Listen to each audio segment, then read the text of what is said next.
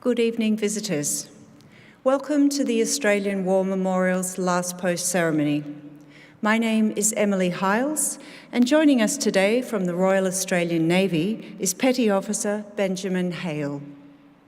This evening, we're honoured to acknowledge Lieutenant General Martin Chalais, Chief of Joint Support and Enabling Service, Germany, and Lieutenant General John Fruin, Chief of Joint Capabilities, Australia, and their accompanying delegation. We also warmly welcome the delegation representing the Republic of Singapore Navy and the accompanying officers representing the Royal Australian Navy. We welcome the veterans who have served, those that are still serving, and the families that love and support them. We acknowledge the members of RSL and Services Clubs Association, RSL Victoria, and RSL Queensland who are watching the broadcast of this ceremony across Australia. During this evening's ceremony, wreaths will be laid at the base of the pool of reflection by visitors to the memorial. If you're able, please stand and join in singing the National Anthem.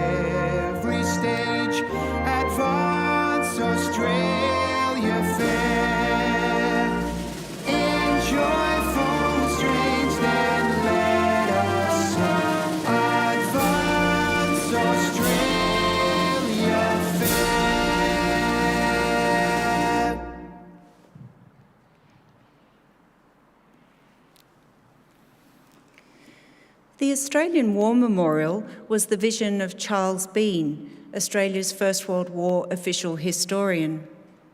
Bean landed with the Australian troops on Gallipoli and stayed with them at the front through to the end of the war.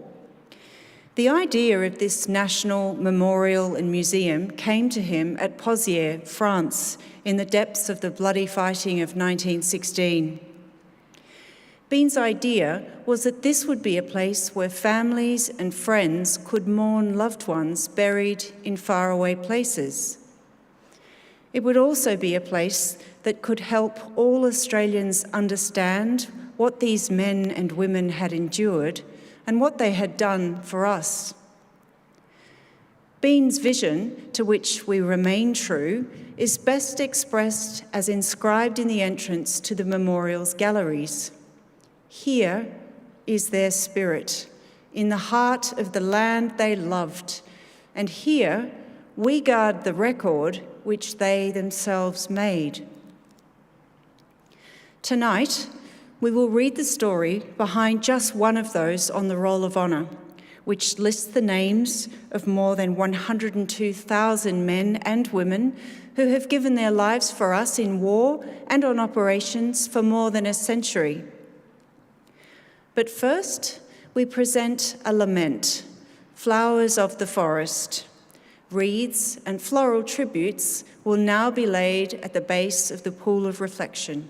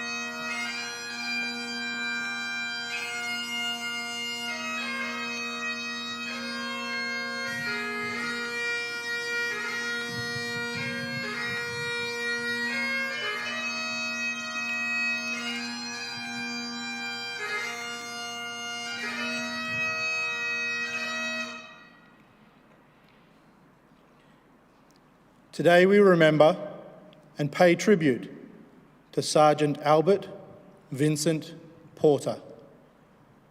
Albert Porter was born on the 11th of November 1909 in Quirindi, New South Wales, the son of Hartley and Isabel Porter. Little is known of his early life. By the time of the Second World War, he was working as a railway employee in Newcastle and was married to Dorothy May Porter. On the 12th of March 1940, Albert Porter enlisted for service at Newcastle, New South Wales. He joined the Royal Australian Artillery, was appointed Lance Sergeant in June, and was taken on strength at Fort Wallace at nearby Stockton. 2 6-inch guns had been installed at Fort Wallace in 1913. In 1940, these guns were replaced by 9.2-inch guns in emplacements. In September, Porter was briefly detached to the School of Artillery. The following year, on the 1st of February 1941, he was promoted to sergeant. After almost 2 years of service close to home in Newcastle, on the 9th of December, Sergeant Porter embarked for overseas service. After 3 weeks aboard the troop ship Malaysia, he arrived in Port Moresby, travelling there to Rabaul, the administrative centre of New Britain, arriving on the 6th of January 1942. Here, he joined Lark Force, which constituted of the 222nd Battalion, the local unit of the New Guinea Volunteer Rifles, coastal defence and anti-air batteries, and elements of the 210th Field Ambulance and 17th Anti-Tank Battery. Despite being ill-equipped to withstand an enemy attack, the men began constructing defences and training for operations in a tropical environment. Lark Force had been joined by No. 24 Squadron RAAF in early December 1941, after Japanese forces attacked Pearl Harbor and Malay, launching the Asia-Pacific War. Porter joined the Parade Point Battery, which was served with 2 6-inch naval guns. They were the guns that had been removed from Wallace Battery, where Porter had served in Australia. Japanese bombing of New Britain began in early January 1942 and increased in intensity. By the 22nd of January, No. 24 Squadron was virtually destroyed, and its 3 remaining aircraft were withdrawn. With no use for the airstrips, they were destroyed, and Lark Force withdrew from Rabaul, waiting on the western shores of Blanche Bay for the inevitable Japanese landing. These began in the early hours of the next day. By 9 a.m. that morning, in the face of communication failures and overwhelming Japanese strength, the Australian defence had lost cohesion, and Colonel Scanlan ordered a withdrawal on the basis of every man for himself. Unprepared for retreat, chaos ensued, and Lark Force disintegrated. Over the following days, groups ranging from company strength down to pairs and individuals sought escape along the north and south coasts. Some found small boats and escaped. Others were picked up by larger vessels operating from New Guinea. Around 400 members of Lark Force made it to Australia, but about 160 Australians captured by the Japanese while trying to escape were massacred at Toll Plantation. And another 836 were interned as prisoners of war. Sergeant Porter was last seen on the 25th of January having taken up positions with the 222nd Battalion on the side of the harbour. Nothing more was heard of Albert Porter, who was later presumed to have died on the 29th of January 1942. He was 32 years old. Today, he is commemorated at Rabaul War Cemetery. His name is listed on the roll of honour on my left, among almost 40,000 Australians who died while serving in the Second World War. A photograph of his headstone is displayed today beside the pool of reflection. This is but one of the many stories of service and sacrifice told here at the Australian War Memorial. We now remember Sergeant Albert Vincent Porter, who gave his life for us, for our freedoms, and in the hope of a better world.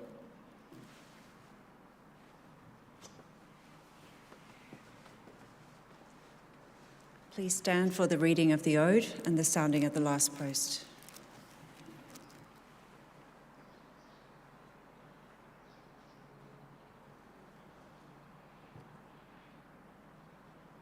They shall grow not old, as we that are left grow old.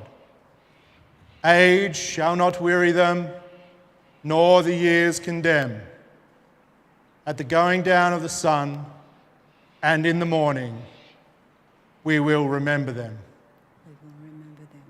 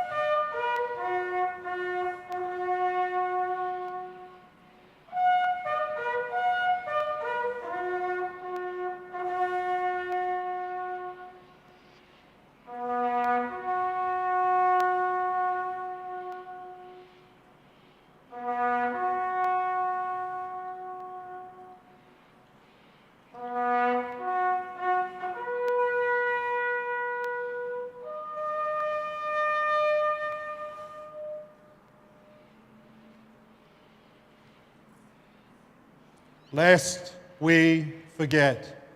Lest we forget.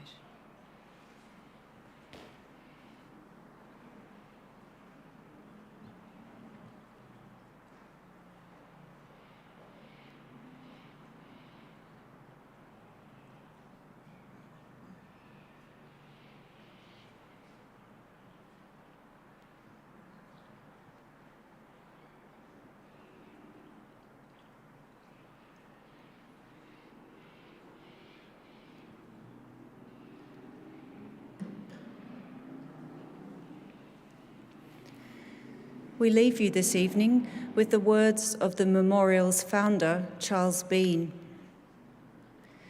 Many a man lying out there at Pozières or in the low scrub at Gallipoli, with his poor, tired senses barely working through the fever of his brain, has thought in his last moments, well, it's over. But in Australia, they will be proud of this. Ladies and gentlemen, that concludes the last post ceremony. On behalf of the Director and staff, we thank you for visiting the Australian War Memorial today and for your continued support of the Memorial's development project. We wish you all a very pleasant evening.